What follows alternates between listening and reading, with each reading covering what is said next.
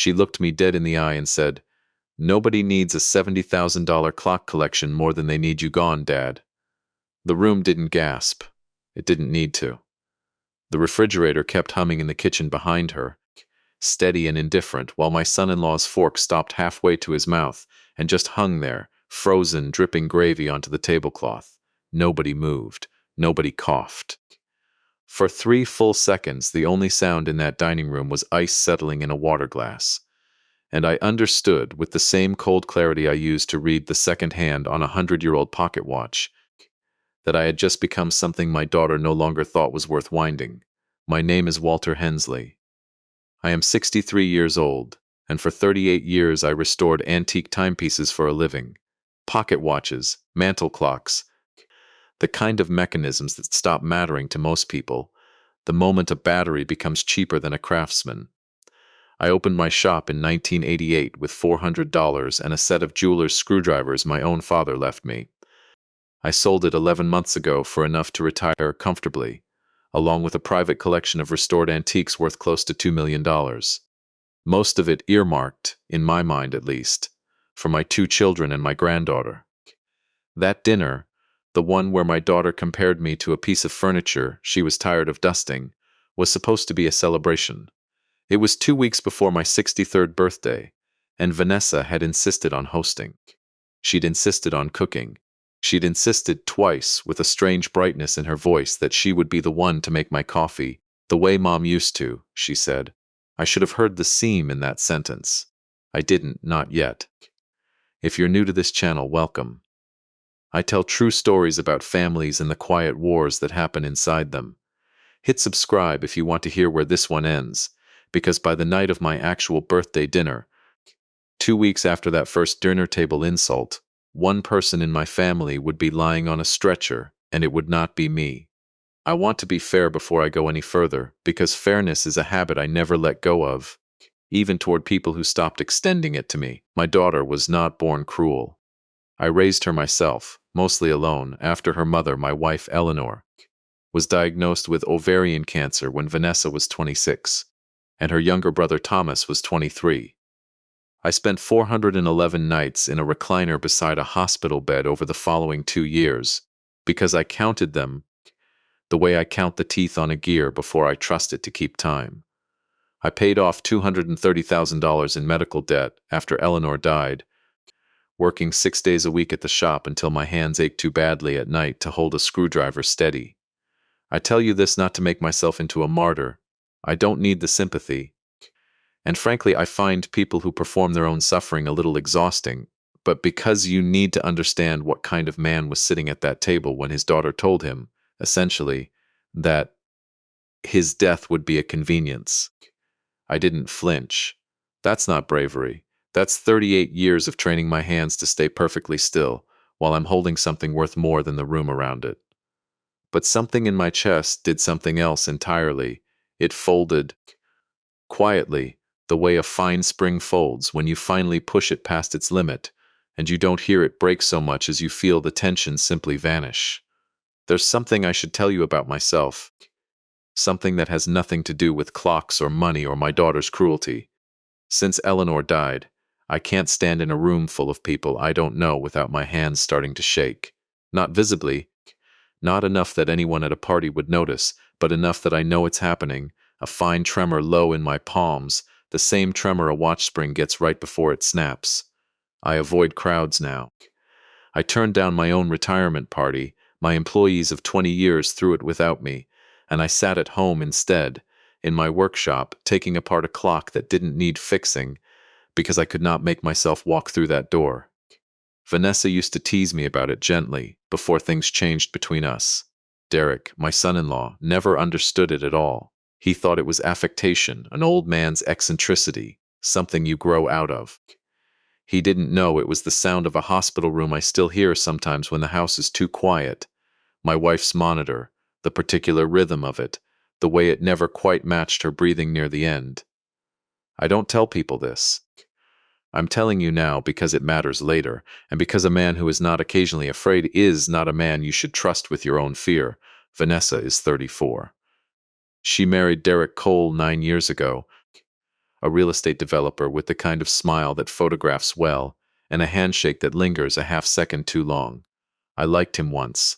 I want to be honest about that too. He helped me move Eleanor's piano out of the house after she died, when nobody else in the family could bring themselves to touch it, and for a long time I gave him credit for that. I did not know then that a man can be kind in exactly the moments that cost him nothing, and calculating in every moment that doesn't. What I didn't know, sitting at that table 2 weeks before my birthday, was that Derek's development company was 11 months behind on payments to 3 separate lenders, that he had personally guaranteed a loan against the house he and Vanessa lived in, and that a man he owed a great deal of money to had stopped accepting apologies. I didn't know any of that yet. I want to say that plainly, the way I'd want a client to understand exactly which gears were broken before I told them the clock could be fixed. I didn't know it yet, but somewhere in a filing cabinet 3 miles from my house, there was already a folder with my name on it, and it wasn't a birthday card. My son Thomas said nothing at that dinner. That's its own kind of wound, if I'm honest. Not the insult itself, but the silence that followed it. The way my own son studied his plate instead of looking at either his sister or me. Thomas is 31, an accountant, careful with numbers and careless, sometimes, with the people who need him to speak up. He and Vanessa have never been close the way some siblings are, but they'd formed an unspoken agreement over the years, the kind two children of a difficult household sometimes make without ever discussing it out loud. Don't rock the boat. Let the strongest personality steer survive the meal and debrief later in the car. That night, in the car, he apparently told his wife Rachel that Vanessa was just stressed about money, as if stress were an excuse that came pre-loaded with permission. I only found this out weeks later.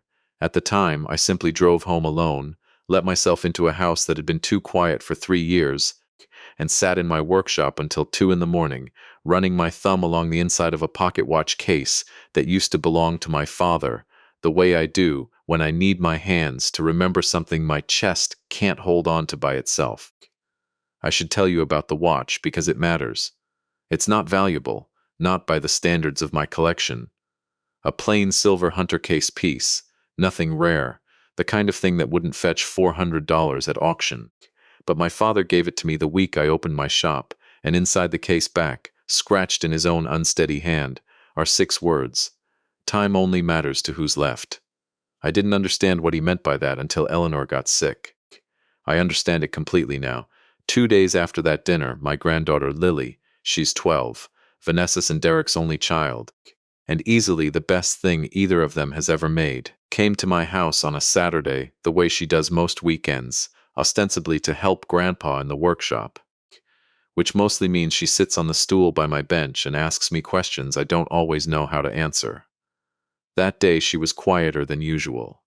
She picked up a loose mainspring, turned it over twice in her fingers, and said, without looking up, "Mom's been weird about your medicine, Grandpa. She asked Dad on the phone how many pills you take a day and wrote it down on a napkin. Is something wrong with you?" I want you to sit with that question for a second, because I did. A 12-year-old girl turning a spring over in her hands like it was the most natural thing in the world to ask, had just told me something her own mother clearly never meant for her to hear. I am not on any regular medication beyond a low-dose beta blocker for a minor arrhythmia. My cardiologist has been tracking for 3 years, nothing dramatic. Nothing anyone outside my own doctor's office should have any reason to know the dosage of. And yet somewhere, on a napkin, someone had written it down. I told Lily I was fine, that grown-ups sometimes worry about nothing, and I changed the subject to the clock in front of us, because that's what I know how to do. Take the anxious, ticking thing apart, piece by piece, until it makes sense again. But that night, after she went home, I sat at my workbench with the lights off and let myself feel, for the first time, something colder than hurt. I felt watched. Here is what I did next, and I want to be precise about it, because precision has kept me alive through worse things than this. I did not confront Vanessa. I did not call a lawyer. I did what I have done for 38 years when a mechanism behaves strangely. I observed, without disturbing it, until I understood exactly what was moving beneath the surface. I called my cardiologist's office the following Monday and asked calmly whether anyone had requested copies of my chart. The answer surprised me less than it should have. 3 weeks earlier, someone claiming to be helping coordinate my care had called and asked the front desk to fax a medication summary to a number that, when I asked the office manager to check, traced back to a small medical billing service, the kind of outfit I'd later learn that Derek's sister happened to work for, part-time, doing intake. Nothing illegal on its face. A relative asking about an aging parent's health is not, by itself, a crime. But it was a thread, and I have spent my whole life learning that a watch doesn't stop because of one broken part. It stops because several small failures happen to align at exactly the wrong moment. I want to tell you about the second thing I noticed, because this is where the 2-week countdown truly started ticking. 10 days before my birthday dinner, I stopped by Derek's office, not to confront him, just to drop off a set of cufflinks Eleanor had given him one Christmas, cufflinks he'd left at my house the week before. His assistant wasn't at her desk. His office door was cracked, and on the corner of his desk, half buried under a stack of permit applications, sat a small leather notebook, the kind you'd use for a private ledger, with a rubber band snapped around it. I didn't touch it. I want to be honest with you. I am not the kind of man who reads another man's private papers uninvited, and I didn't cross that line, not that day. But I saw, in the 2 seconds before his assistant returned from the bathroom, a single line of handwriting on the open page, a dollar figure followed by the initials WH, my own initials, followed by a date. My birthday. I left the cufflinks on the desk and walked out into the parking lot. And for the first time in 3 years, my hands weren't shaking from fear. They were shaking from something closer to certainty. I called an old friend that night, Sam Whitcomb, who'd been Derek's development partner on 2 projects nearly a decade ago. Before the two of them had a falling out neither would fully explain. Sam had done work for me once, restoring an old clock tower for the town square, and we'd stayed friendly the way tradesmen sometimes do, respecting each other's hands even when we didn't know each other's hearts. I called him not to investigate Derek. I want to be clear about that. Because a man in my position could easily convince himself he had the right to dig through someone else's business, and I don't believe he does. I called him because I needed to know, plainly, whether the debts I suspected Derek carried were real, and Sam, without me even having to ask directly, told me more than I expected. He still owes me $80,000 from the Riverside project, Sam said, his voice flat over the phone. And that's the polite debt, Walter. The one I won't break his kneecaps over. Word is he's into some private lender for a lot more than that, somebody who doesn't do payment plans. He paused. Why are you asking? I told him the truth, or most of it. I told him my daughter had said something cruel at dinner, and that I was worried about the pressure Derek might be putting on her. Sam went quiet for a long moment, and then he said something that has stayed with me since. Walter, when a man like Derek runs out of ways to borrow money, he starts looking for ways to inherit it instead. I didn't sleep that night.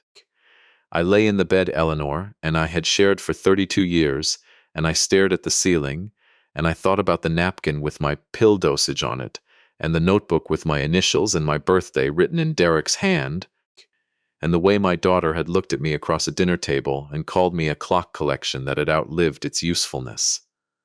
I thought about the word fine I'd told Lily, and I hated, for the first time in my life, how easily a lie can sound like comfort 9 days before my birthday.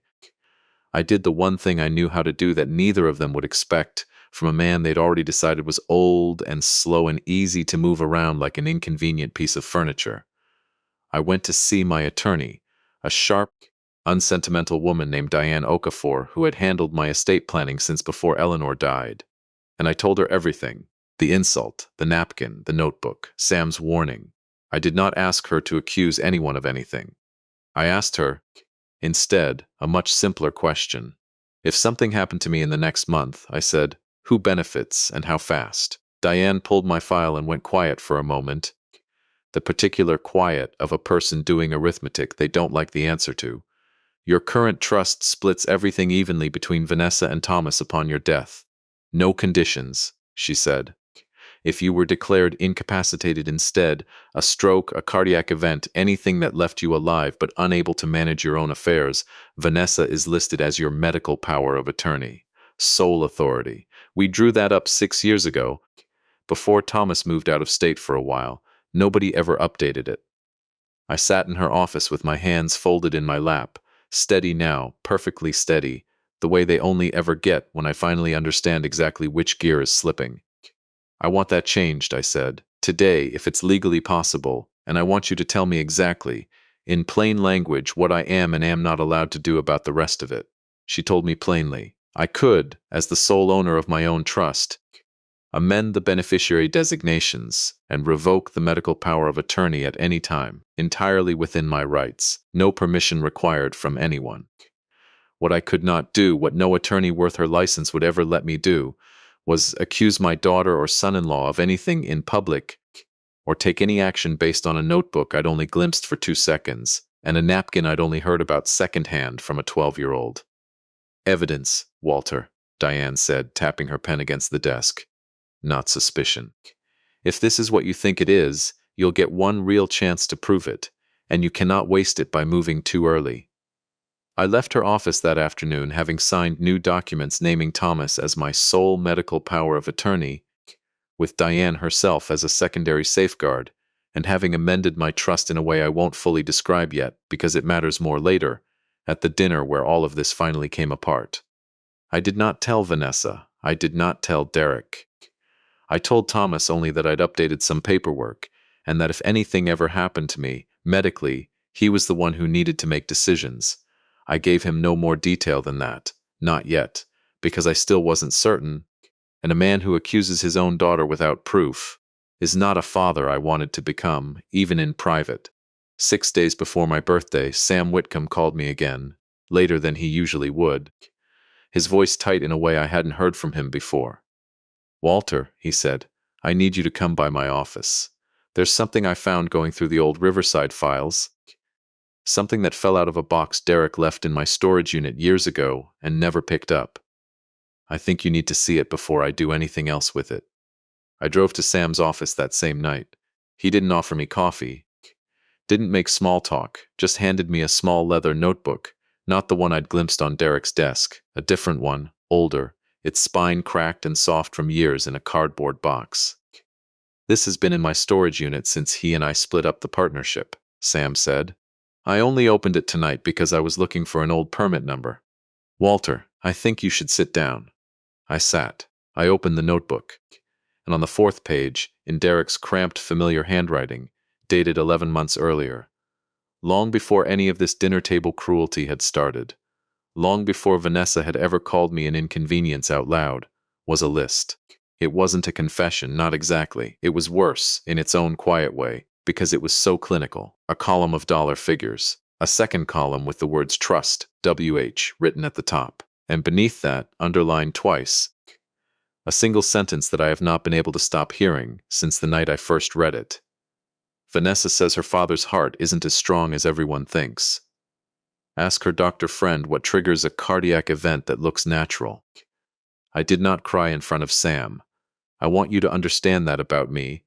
I have spent my whole life being the steady hand in the room, and I was not about to stop being that hand in front of a man who had just handed me, without fully realizing what he was handing me, the first real proof that my daughter's husband had been planning for nearly a year to make my death look like nothing more than an old man's tired heart finally giving out. But I will tell you what I felt driving home that night, because I think it matters more than what I did with my face. I felt the particular specific grief of a man discovering that the thing he built his whole life to protect, his family, his children, the fragile mechanism of love and obligation he'd spent 38 years winding by hand, had a broken tooth in it somewhere he'd never thought to check.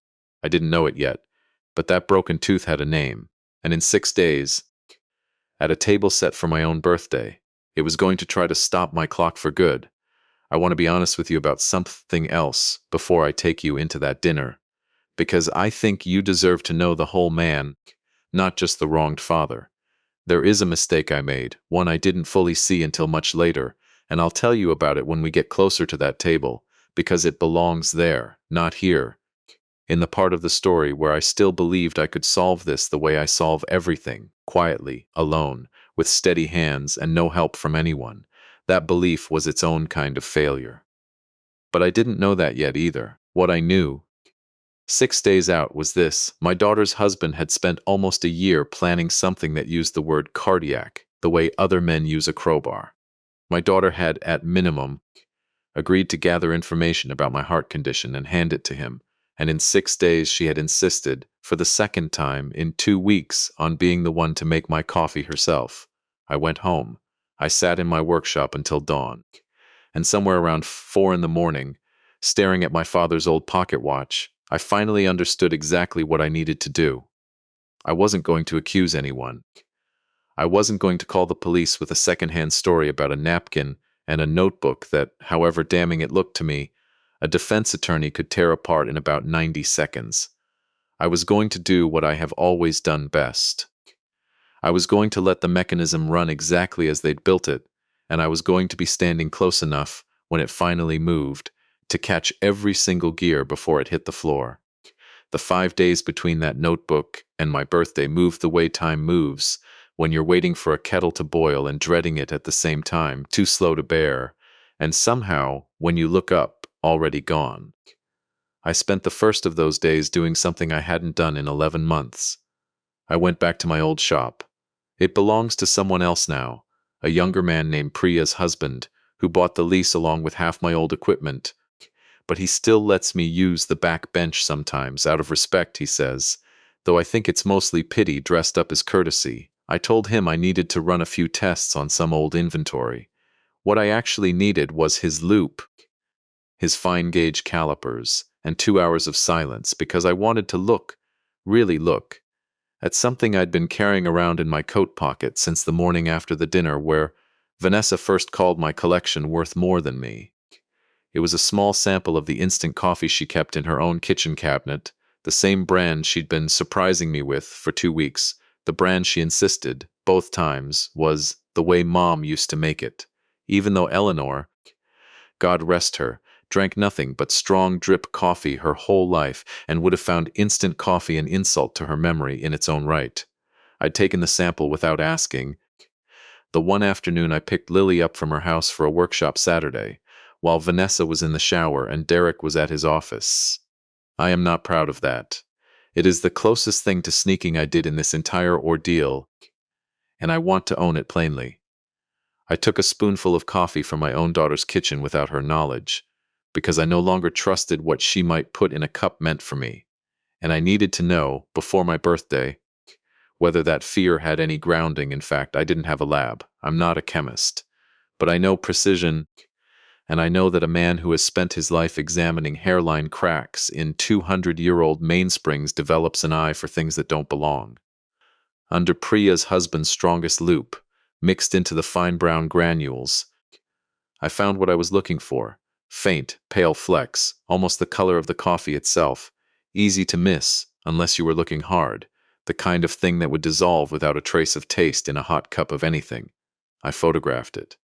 I sealed a sample in a small glass vial I'd used for years to store watch oil, and I drove straight to a private lab 2 towns over that Diane had recommended, a place used mostly for insurance disputes and employment drug tests, discreet, licensed, and entirely legitimate, the kind of place that would put a real chain of custody on whatever I handed them, instead of quietly making a problem disappear the way I'd briefly, shamefully, considered just flushing it down my own sink and pretending I'd never seen it. The lab told me it would take 4 to 5 business days for a full panel. My birthday dinner was in 5 days. I remember standing in that parking lot doing the arithmetic in my head, the same cold, careful arithmetic I use when I'm deciding whether a spring has enough life left in it to survive one more winding, and understanding that I would very likely be sitting at my own birthday table before I had a single piece of paper that would prove, beyond my own 2 eyes, and a stranger's rubber-banded notebook, that anything at all was wrong. I called Thomas that night. Not to accuse his sister, I still hadn't decided, fully, what I believed about how much Vanessa herself knew versus what Derek had built around her without her full understanding. But because I needed, for the first time in longer than I could admit, to not be alone with this, he came over within the hour, without Rachel, and he sat across from me at my kitchen table, the same table where his mother used to do the crossword every Sunday morning, and I told him everything: the napkin, the notebook Sam found, the coffee, the trust I'd already amended. I watched my son's face go through something I hadn't seen since we buried his mother, a kind of controlled collapsing, the muscles around his eyes doing all the work his voice wasn't ready to do yet. "I should have said something at that first dinner," he said finally, staring at his own hands on the table, the same careful, precise hands I passed down to him without ever meaning to, hands built for numbers instead of gears. "When she said that thing about the clocks, I saw your face, Dad. I saw exactly what it did to you, and I looked at my plate. I've been looking at my plate my whole life when Vanessa gets like that, because it was always easier than being the one she turned on next. I want to tell you what happened next, because it is not the kind of moment either of us is naturally built for. Thomas has never been an easy hugger. Neither have I. If I'm honest, Eleanor used to tease me that I hugged like I was afraid the other person might come apart in my hands, careful and brief, the way you'd handle a fragile movement you weren't sure had been reassembled correctly. But that night, in my kitchen, under the same light fixture his mother had picked out from a catalog, 20 years earlier, my son stood up from his chair, walked around the table and put both arms around me, and held on, actually held on, longer than either of us was comfortable with, until I felt something in my own chest finally let go of a tension I hadn't fully admitted I was carrying since the day Eleanor died, and I became, without ever choosing to, the only steady thing left in this family. "I'm not looking at my plate this time," he said into my shoulder, his voice thick. "Whatever this is, whatever we find out, I'm not doing that again." I believed him. I want you to know that, because belief is a fragile thing in a family where trust has already been tested once and found wanting, and I had no guarantee sitting in that kitchen that my son's resolve would survive contact with his sister's version of events. But I believed him anyway, because sometimes a father has to choose to trust the mechanism even before he's watched it run. The next afternoon, Lily came for her usual Saturday visit, and she brought her cousin along. Well, not quite a cousin, but close enough in the family's loose accounting. Max, Thomas, and Rachel's 7-year-old son, a serious, round-faced boy who takes after his father in the way he studies things before he speaks. I hadn't planned for both of them to be there. Thomas had dropped Max off on his way to a work thing, some emergency with a client's tax filing, and asked if I minded watching him for the afternoon alongside Lily. I didn't mind. I have found, over the years, that children are better company for a troubled mind than most adults, because they don't ask you to perform your feelings for their comfort. They just exist next to you, plainly. And somehow that helps more than sympathy does. The two of them were on the workshop floor, sorting through a tray of loose gears I let them play with. Not valuable ones, just practice pieces. The kind I use to teach patience before I'll let anyone near a real movement. When Max looked up at me with the particular unblinking directness only a 7-year-old can manage without it feeling rude. "Grandpa Walter," he said. "He calls me that even though I'm technically no blood relation to him at all, just the grandfather of the family he married into, and I have never once corrected him, because I decided a long time ago that love doesn't require a genetic test. Why does everybody keep talking about you like you're already gone? Aunt Vanessa said at dinner, you're not going to be around much longer." Dad got really quiet after that. "Is something wrong with your heart? 'Cause my heart is fine, and I share it with everybody I love, so if yours is broken, you can borrow mine sometimes." I did not have an answer ready for that. I have had answers ready for almost everything in my life. For a client who thinks a scratch means a movement is ruined.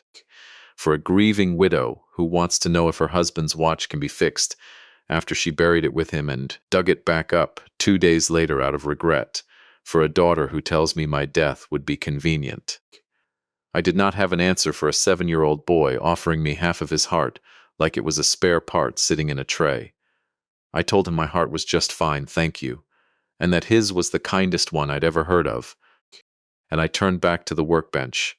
so neither child would see what that sentence had done to my face.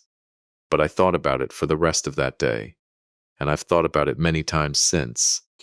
Because somewhere in the middle of building a legal case and a coffee sample and a lab report, I had let myself forget the simplest fact underneath all of it, that this was never really about a trust or a notebook or a napkin. It was about the difference between a family that shares its heart freely without keeping score and a family that starts calculating how much longer that heart is worth keeping around. I want to tell you now about the mistake I mentioned earlier, because this is the closest I've come, in telling you this story, to the moment I finally understood it myself. I have spent this entire account explaining to you what I did after Vanessa changed: the paperwork, the trust, the lab sample, the careful, patient dismantling of a threat the way I'd dismantle any faulty mechanism. What I have not told you is what I did in the years before that dinner, in the 3 years after Eleanor died, when my daughter was grieving her mother in a house that had gone almost entirely silent, and her father, me, had responded to that grief by disappearing into a workshop and letting a business absorb every hour I had left to give. I told myself I was providing. I told myself the shop, the sale, the collection, the $2 million I intended to leave behind was love in its most practical form. I never once, in 3 years, sat Vanessa down and asked her how she was actually doing, whether the anger I sometimes saw flicker across her face at family dinners was grief that had never been given anywhere to go. I built her an inheritance. I never once, in those 3 years, simply asked her if she was okay. I don't say this to excuse what came next. A woman who allows her husband to plan around her father's cardiac history is responsible for that choice, regardless of how much grief went unspoken between them. But I say it because a man who tells you he did everything right is not a man you should trust completely, and I did not do everything right. I failed my daughter first, quietly. In 100 small absences she never had the words to name. And Derek, I believe now, and I'll tell you why later, found the crack that grief and my own distance had already made in her, and widened it on purpose. 3 days before my birthday, the lab called. Diane had told them to route the results to her office directly, both for the chain of custody, and frankly, because I don't think either of us fully trusted my own hands not to shake reading it alone. I drove to her office that afternoon and sat across from her desk while she opened the sealed envelope with a letter opener, the paper crisp and official, in a way that made the whole thing feel suddenly, terribly real. The lab had identified the substance in the sample as a crushed form of digoxin, a heart medication, ironically the same broad class of drug my own cardiologist had me on at a careful monitored dose, except this concentration, delivered all at once, and unmonitored into a man already taking a beta blocker, could produce an arrhythmia severe enough to be fatal. And this was the detail that made Diane go quiet for a long moment before she spoke again, one that would very plausibly be written up by an emergency room unfamiliar with my history as a natural cardiac event in a 63-year-old man with a documented heart condition. No autopsy would automatically be ordered, no suspicion, absent someone already looking, would necessarily be raised at all. I sat in that office with the report in my hands, and I did not feel triumphant, the way you might expect a man to feel when his suspicion is finally, formally confirmed. I felt something closer to what I imagine a surgeon feels looking at a scan that finally explains a pain he'd been telling himself was nothing, a grim, exhausted relief that at least now he knows what he's fighting, mixed with a grief so specific it had nowhere to land except directly on the two people who'd planned it. "You have a choice to make now, Walter," Diane said, sliding the report across the desk toward me. "You can take this to the police tonight, and I will help you do that, and you should know it's a strong report. Strong enough, with the notebook Sam found, to justify a real investigation. Or you can do what I suspect you're already turning over in your head, which is let this play out at that dinner table in 3 days in front of witnesses, on your terms, where it can't be quietly walked back by a good lawyer claiming a mix-up." She folded her hands. "I'll tell you plainly. As your attorney, I'm required to recommend the first option. As someone who has known you for 15 years, I understand why you might want the second." I told her I needed to think about it. What I didn't tell her, because I hadn't fully admitted it to myself yet, was that I had already decided, the moment Max offered to share half of his 7-year-old heart with me, that I was not simply protecting myself anymore. I was going to make absolutely certain that whatever happened next happened in front of the whole family. Vanessa, Derek, Thomas, Lily, everyone, because a wound this deep does not heal from a quiet arrest 3 towns away that nobody in the family ever fully discusses. It heals, if it heals at all, from being dragged into the light where everyone has to look at it at once. I called the local police non-emergency line that same evening and spoke with a detective named Reyes, a careful, unhurried woman who listened to my entire account without interrupting once, and then told me exactly what I could and could not legally do. I could not, she said, set any kind of trap that involved actually allowing anyone to be poisoned. That would cross a line from victim to something far murkier, and she would not support it, nor should I want to. What I could do, entirely within the law, was continue exactly as I had been living my life, attend my own birthday dinner as planned, and if anything suspicious occurred, a substance in a drink, an unexplained medical event, I was to call 911 immediately and preserve whatever evidence I safely could, exactly as any ordinary citizen witnessing a crime would be expected to do. She also told me something that settled a decision I'd been circling for 2 days without quite landing on it. Given what you've described, Mr. Hensley, I'd strongly recommend you don't drink anything prepared exclusively by your daughter or son-in-law at that dinner. That's not a legal instruction. That's just common sense. I laughed quietly, alone in my kitchen after I hung up the phone, the particular laugh a man gives when the world has finally caught up to a truth he's been carrying alone for 2 weeks. Common sense. My whole life has been an exercise in the same principle applied to smaller, gentler mechanisms. You do not trust a movement you have not personally inspected, no matter how beautiful the case looks from the outside. 2 days before the dinner, I did something I want to tell you about carefully, because it is the piece of this story that still catches in my throat more than any of the rest. I went up into the attic, for the first time in nearly a year, and I opened the cedar chest where I'd stored Eleanor's things after she died, not because I was ready to, not because enough time had passed, but because I needed, desperately, to hear my wife's voice about something other than grief, and the only way I know how to do that anymore is through the things she left behind, near the bottom, beneath a stack of her favorite cardigans I still hadn't been able to give away. I found a small wooden box I hadn't opened since the funeral. Inside it were letters, dozens of them, written over the last 18 months of her illness, in the shaking, determined handwriting of a woman who knew she was running out of time, and had decided to spend some of what remained writing to people she loved instead of only being written about. Most were addressed to Thomas, to Vanessa, a few to Lily for some future birthday Eleanor knew she wouldn't see, and one, folded 3 times and never sealed, simply said Walter on the front, in ink that had gone slightly brown with age. I didn't read it that night. I want to be honest, I sat on the attic floor with it in my hands for almost an hour, and I could not make myself open it, because some part of me understood that whatever was inside would either break me completely 2 days before I needed to be at my steadiest, or it would give me exactly the strength I needed to walk into that dining room and do what had to be done. I folded it back up, placed it carefully in my jacket pocket, and carried it with me for the next 2 days like a second heartbeat. Unopened, waiting for the right moment to finally let it speak, I spent the day before my birthday doing 3 things, in order. First, I met Detective Reyes at a quiet coffee shop and handed over copies, not originals, copies of the lab report and photographs of the notebook Sam had given me, establishing on the record exactly what I knew and when I'd known it, so that nothing I did the following night could later be dismissed as an old man's paranoid fabrication. Second, I called Sam Whitcomb and asked him, gently, whether he would be willing to come to my birthday dinner as my guest, not to accuse anyone, just to be present, a witness who owed me nothing and had no stake in how the evening unfolded except the truth. He agreed without hesitation.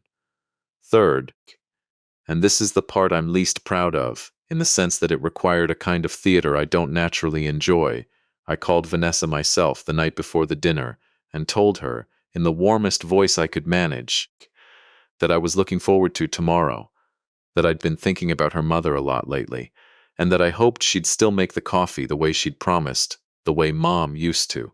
She said yes, of course, Dad, and there was something in her voice, a small private catch, gone almost as soon as I heard it, that made me wonder, not for the first time, whether the woman planning to sit across from me tomorrow with a cup in her hands fully understood what that cup was going to hold, or whether she was simply tragically the last mechanism in a much larger machine that Derek had spent 11 months quietly, patiently winding.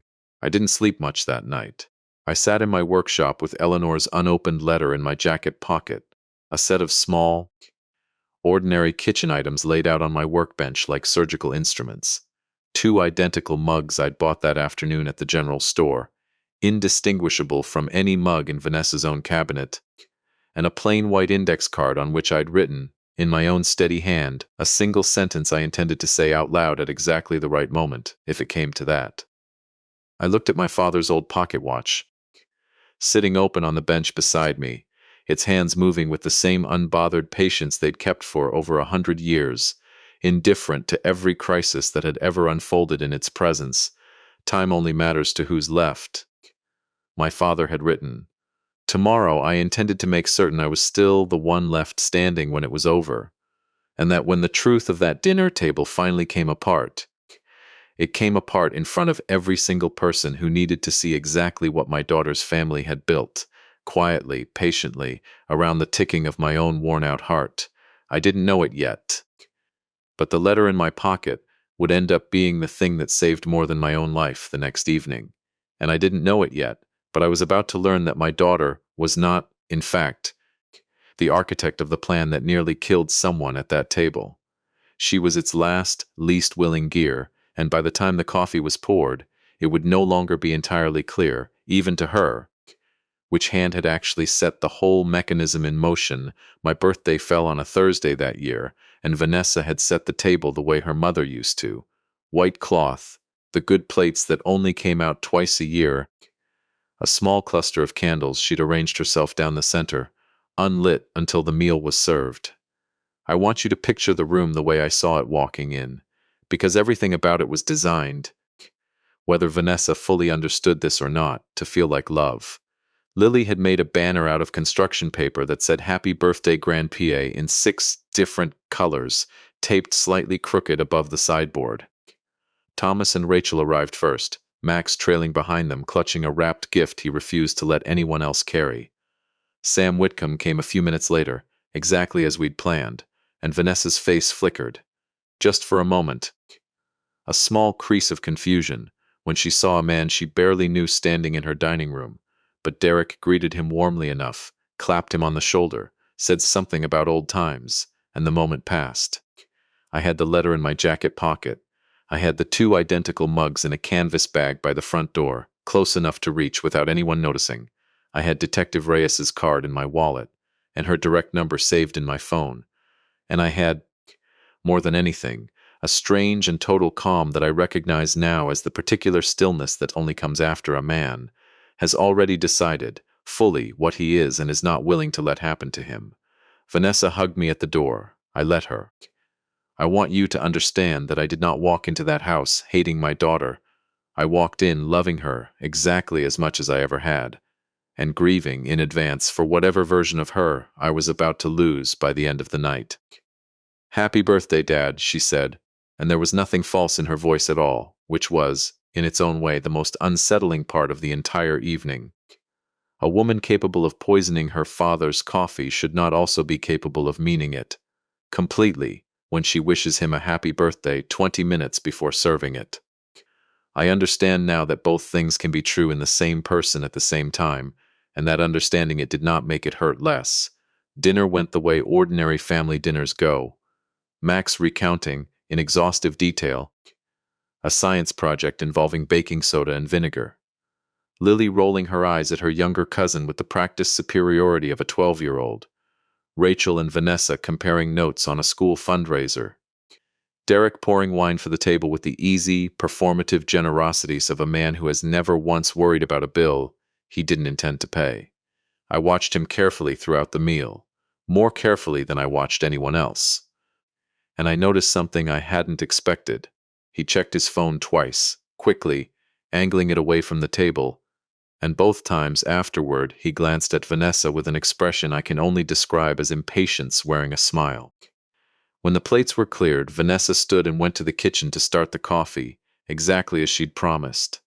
Lily hopped up to help her, the way she always does, and for a moment I let myself believe, foolishly, that perhaps nothing was going to happen at all, that Sam's notebook was old history, that the lab report was some strange coincidence, that I had spent 2 weeks building an elaborate fortress against a threat that had already dissolved on its own the way old grievances sometimes do. I want to tell you I didn't want that hope. I did. I wanted it desperately. But hope, in my experience, is not a reliable instrument, and I had not survived 38 years in a trade built on precision by trusting the instrument that told me what I wanted to hear. Vanessa came back into the dining room carrying a small tray with 2 mugs on it, mine and hers, she said, because it's your birthday, you shouldn't be the only one drinking the good stuff. The others already had cups from a second pot she'd started for everyone else. She set the tray down on the sideboard near the crooked construction paper banner, and for just a moment, 3, maybe 4 seconds, she turned away to answer a question. Lily asked her about dessert. I moved then, not quickly, not in a way that would draw attention, but with the same practiced, economical motion I use when I'm lifting a 200-year-old balance wheel out of its housing. One clean gesture, no hesitation, no wasted movement. I reached into the canvas bag I'd left on the chair beside me, pulled out one of the 2 plain mugs I'd bought the day before, already filled with black coffee from the second pot on the sideboard, and I switched it, silently, for the mug Vanessa had set down closest to my place at the table. The mug she'd poured herself, the one on the far side of the tray, I left untouched. I want to be honest about what I was thinking in that moment, because I think it matters. I was not trying to trick anyone into drinking poison. Detective Reyes had been unambiguous about that, and it aligned completely with what I already believed about myself. I have spent my whole life repairing things, not breaking them, and I was not going to become, in one desperate evening, a man who let harm reach someone else's hands just to prove a point. What I was doing, simply, was removing the danger from the only place it could actually hurt anyone, my own cup, and keeping the evidence intact, exactly as it had been prepared, so that when this moment finally came apart, it would come apart on facts, not accusations. What I did not anticipate, what none of us could have anticipated, was Derek. He'd been drinking steadily through dinner, more than I'd noticed at the time, and when Vanessa turned back around and lifted a mug from the tray to bring it to me, Derek, half standing already to propose a toast, reached across and took the second mug himself, the one Vanessa had poured for herself, still sitting where I'd left it, untouched by me, exactly as she'd made it, laughing, saying something about how he needed the caffeine more than anyone in the room tonight, and Vanessa, distracted, didn't correct him. She simply set the mug I'd already swapped down in front of me and turned to get the creamer from the kitchen. I did not know, in that moment, whether the danger had ever been in Vanessa's cup at all or only mine. I have thought about this many times since, and I believe now, though I cannot say with certainty, and neither, in the end, could the toxicology report fully separate, that Derek had intended, that entire evening, for both cups to be identical, prepared from the same tainted batch, so that whichever one ended up in front of me made no difference at all. What he had not planned for was that his own hand, reaching for caffeine at the wrong moment, would take the one meant for someone else's death. Derek raised the mug, mid-toastite, said something about family and gratitude that I could not, later, fully reconstruct from memory, and drank nearly half of it in one long swallow, the way a man drinks when he's had wine already, and wants something to counteract it. I watched him. I did not say anything. I want you to understand how difficult that was.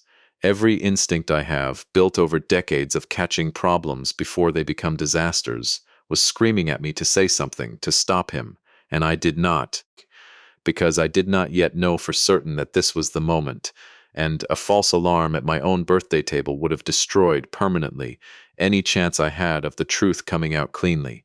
So I waited, the way I have waited my whole life, for a mechanism to reveal its own flaw, and I did not have to wait long. 3 minutes later, Derek set his fork down and pressed the back of his hand briefly against his forehead. 4 minutes after that, he laughed at something, Rachel said, but the laugh came out wrong, thinner than it should have been, trailing off before it finished. By the 6-minute mark, his words had started to slur, just slightly, in a way that made Lily look up from her plate with sudden, sharp concern, and Vanessa, still standing near the sideboard, turned around and said his name, just his name once, quietly, in a voice that told me, more clearly than anything else that night, that whatever she had known or half known about that coffee, she had never imagined it would be her own husband drinking it. "Derek?" she said again, louder now, and he tried to stand, and his legs did not fully cooperate, and he caught himself on the edge of the table, sending a wineglass toppling, the sound of it shattering against the hardwood, the only sound in the room for a full second before everyone started talking at once. I did not hesitate. I stood, walked to Derek's side, and knelt beside him the way I imagine a doctor would. Though I am not one, I checked his pulse, found it racing and uneven, noted the way his pupils had gone strange in the dim dining room light, and I said, loudly and clearly, to the whole table, "Someone call 911 now. Tell them it's a cardiac event, possible digoxin toxicity. Ask for the paramedics to bring epinephrine and be ready for arrhythmia."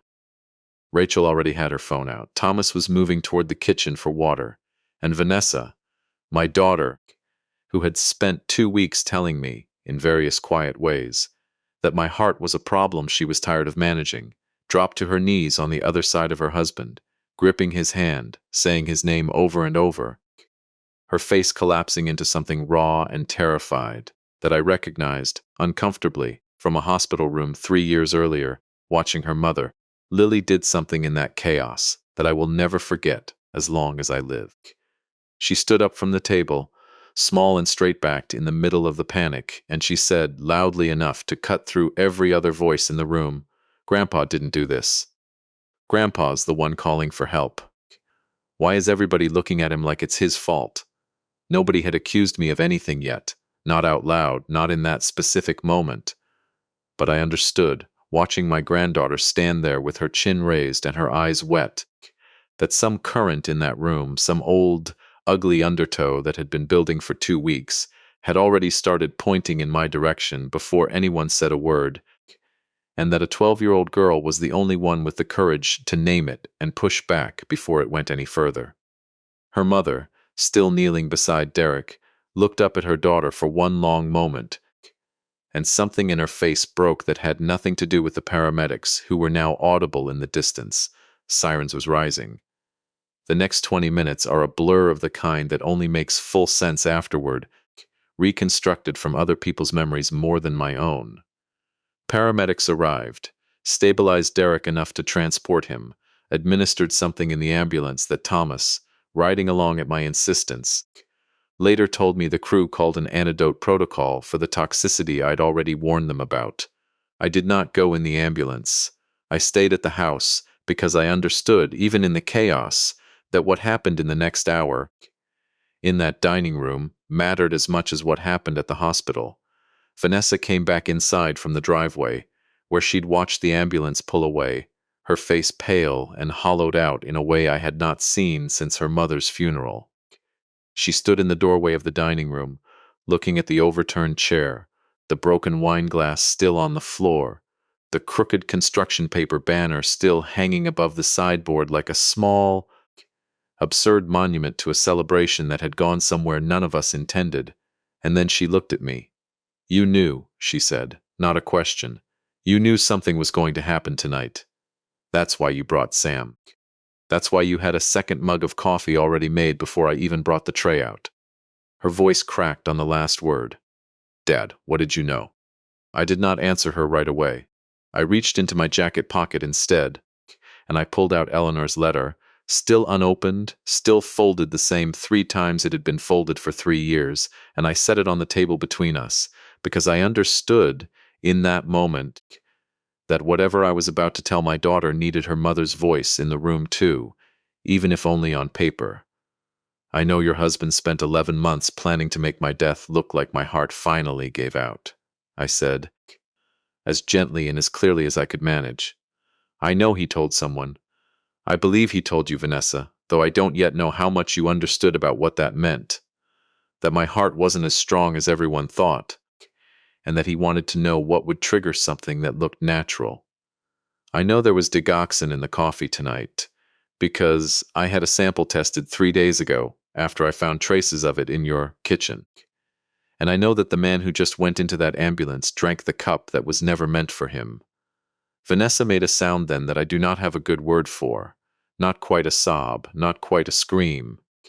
Something that came from somewhere far below either of those, a sound I imagine comes out of a person only once or twice in a lifetime, at the exact moment they understand that the ground they've been standing on was never solid at all.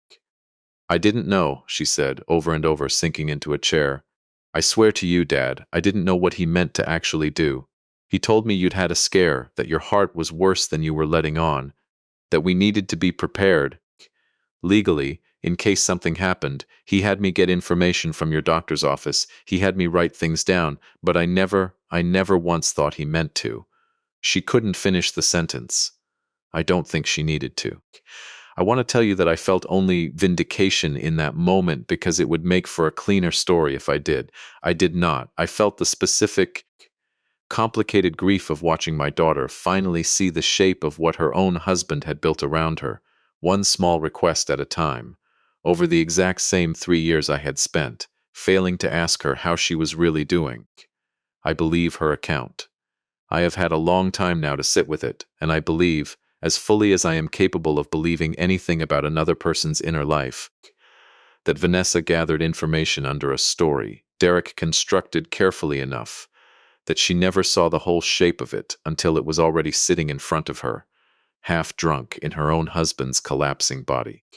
That does not make her innocent.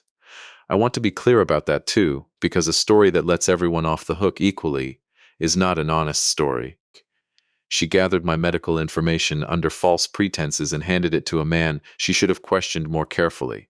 She had, at minimum, allowed a fog of resentment about money and inheritance to settle over her judgment in a way that made her useful to someone with far worse intentions than her own. I do not believe my daughter set out to kill me. I believe she was the last, least willing gear in a mechanism her husband had spent nearly a year quietly, patiently winding, and that distinction, while it mattered enormously to me, personally, as her father, did not make the machine any less dangerous while it was running. Thomas called from the hospital an hour later. Derek was stable, conscious.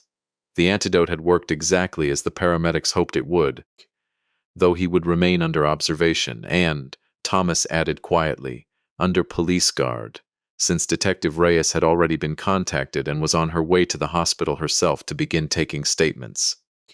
I sat at my own dining table with my daughter, the two of us alone now except for Lily, who had refused to go to bed and sat instead on the stairs where she could still see us, and I finally, after 3 years, opened her mother's letter. I read it out loud. I want to tell you what it said, because I think you've earned it, having come this far with me. It was not long. Eleanor was never a woman who wasted words, in writing or in life, and it did not predict anything about coffee or poison or debts or notebooks, because my wife was dying of cancer, not clairvoyant, and I would not trust a story that claimed otherwise. What it said, in her own uneven, determined handwriting, was simpler and somehow larger than any of that. Walter, I'm afraid of what happens to our children if love in this family ever starts getting confused with money. Watch for it.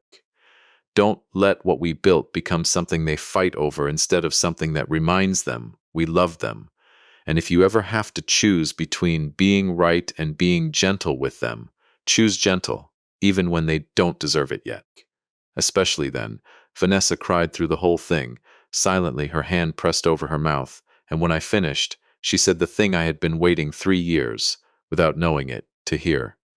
I'm sorry, Dad, not just for tonight, for letting money make me forget you were grieving her too. I was so angry that you disappeared into that workshop after she died, and I never once thought about why. I just decided you cared more about the clocks than you cared about us. I made that easy to believe, I told her, and I meant it. I should have sat you down 100 times in the last 3 years and asked you how you were really doing, instead of assuming a bigger inheritance could say it for me. That's on me, Vanessa. I failed you first, in my own quiet way, long before Derek ever found the crack in it. I want to pause here and tell you something about the days that followed, because a story like this one does not end cleanly the moment the ambulance pulls away, and I don't think it does anyone any favors to pretend it does. Derek was charged 11 days later with attempted poisoning and, separately, with an earlier fraud charge related to the medical billing service his sister worked for, once Detective Reyes's investigation traced the request for my chart records back through a chain that led, ultimately, straight to him. He has pleaded not guilty as of the writing of this account, and the case is ongoing, though the leather notebook Sam handed me, along with the lab report and the mortgage records showing his debts, form the backbone of a case Detective Reyes described to me, in her careful, unhurried way, as about as strong as they come. I do not know what will happen to him in the end. I find, to my own surprise, that I do not spend much time wishing for a particular outcome anymore. I spent 38 years learning that a broken mechanism, no matter how much you want to force it back into shape, will only ever run the way its own worn parts allow it to. Derek will run whatever way the truth finally allows him to run. That is no longer a burden I need to carry. Vanessa filed for divorce 9 days after the dinner. I did not push her toward that decision, and I want to be honest that I also did not discourage it. She has moved back, temporarily, into the small carriage house behind my property that Eleanor and I once rented out. The same one, actually, where Derek and Vanessa lived for a year early in their marriage, before his business started making real money and pulled them into the kind of life that, I understand now, none of us should have trusted quite so easily. Lily is with her most days, and with me on weekends, at the workbench, still turning old gears over in her fingers, still asking questions I don't always have ready answers for.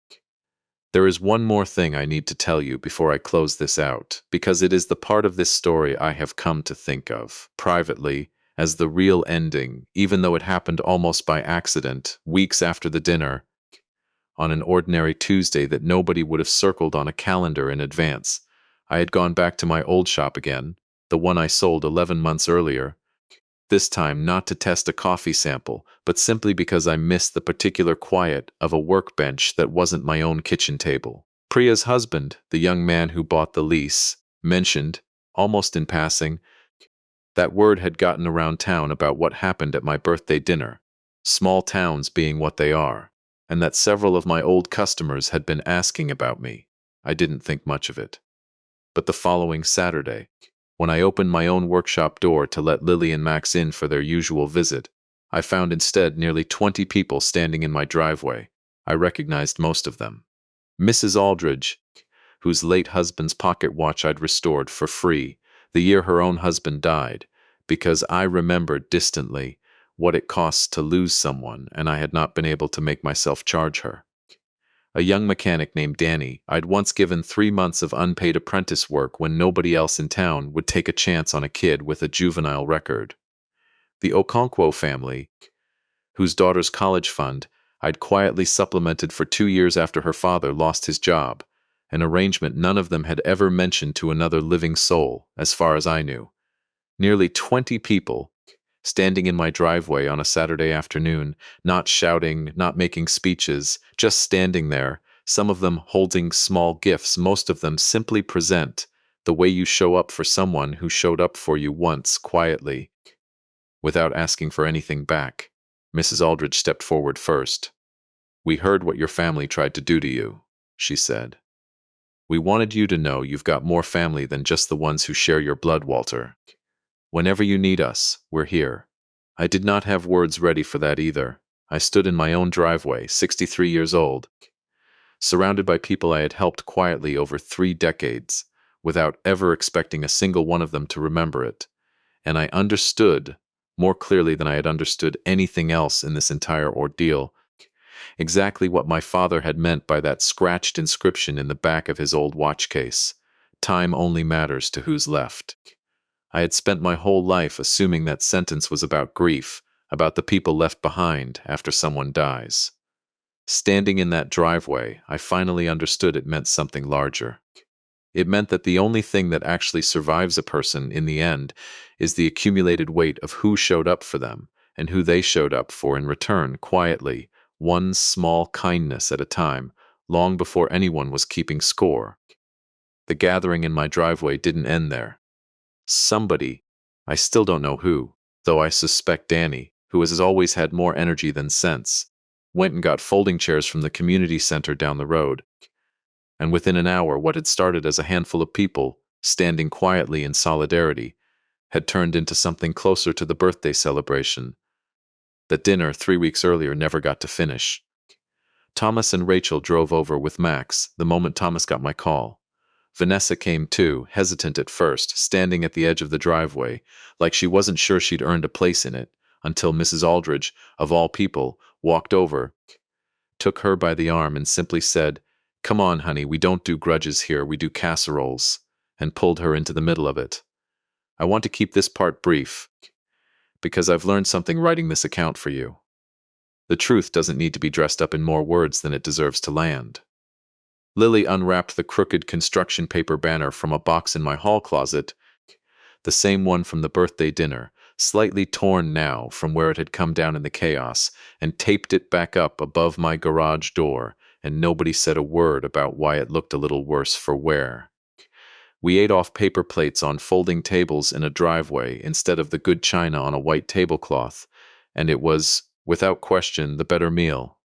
Derek's case is still moving through the courts as I finish telling you this. Vanessa's divorce was finalized 4 months later. She started, at 34, retraining for a nursing career she'd abandoned in her 20s. The way people sometimes have to go back and pick up a version of themselves they set down too early. She still lives in the carriage house behind my property, close enough that Lily walks over most afternoons after school, sits on the same stool by my workbench, and asks me the same kind of questions her mother once did, back before either of us knew what we were really asking each other. A few months after that driveway gathering, on a quiet evening that nobody had circled on any calendar, Thomas came by alone, without Rachel or Max, and sat with me in the workshop the way he used to as a boy, watching me work without needing to fill the silence. "I keep thinking about that first dinner," he said eventually. "The one where she called you a clock collection. I've replayed it in my head 100 times, and every time I still see myself looking at my plate." He was quiet a moment. "I don't want to be that man anymore, Dad. The one who stays quiet because it's easier." "You already stopped being him," I told him. "The night you drove over here after I told you everything, and you hugged me like you meant it. That's the night it changed. Everything since then has just been you proving it." He didn't say anything else. He didn't need to. Some conversations, I've learned, are better finished with a hand on a shoulder than with more words. And we sat like that for a long time. The two of us, while a 100-year-old clock on my wall kept its patient, unbothered rhythm in the background, indifferent to everything we'd survived to still be sitting there, listening to it. I still have my father's pocket watch. I keep it in the same drawer I've kept it in for 38 years, and most evenings, before I turn off the workshop lights, I take it out and wind it by hand.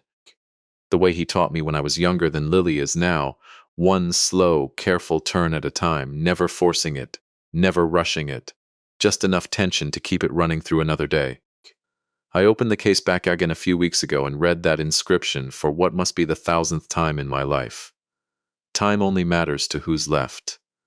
I understand it differently now than I did the week of my birthday, differently than I understood it the day we buried Eleanor, differently even than I understood it standing in my own driveway, surrounded by 20 people who'd shown up for no reason except that I'd once shown up for them. It doesn't mean what's left after someone is gone. It means who chooses to stay and keep showing up and keep winding the mechanism by hand, one patient turn at a time, long after it would have been easier to let it wind down completely. My daughter is still learning that. My son finally remembered it. And somewhere in a courtroom that has nothing to do with clocks at all, a man who thought love in this family could be measured in dollar signs is finding out the hard way, that some mechanisms are built to survive exactly the kind of pressure he tried to put on them. We spend so much of our lives assuming the people who share our blood will always choose us, no matter what. I learned the hard way, at 63 years old, that love isn't owed by blood. It's something you keep building, one honest conversation at a time, the same way you'd tend any fine mechanism that matters to you. The people who showed up in my driveway that Saturday weren't obligated to me by anything except the plain, quiet fact that I had once chosen to show up for them. That's the only inheritance worth leaving behind, in the end. Not the clocks, not the money, just the record, however small, of who you were there for, long before you ever needed them to be there for you. If this story meant something to you, hit that like button and subscribe for more. And I'd like to know, where are you watching from tonight? And has anyone in your own family ever shown you exactly what they thought you were worth? Tell me in the comments. I read every single one.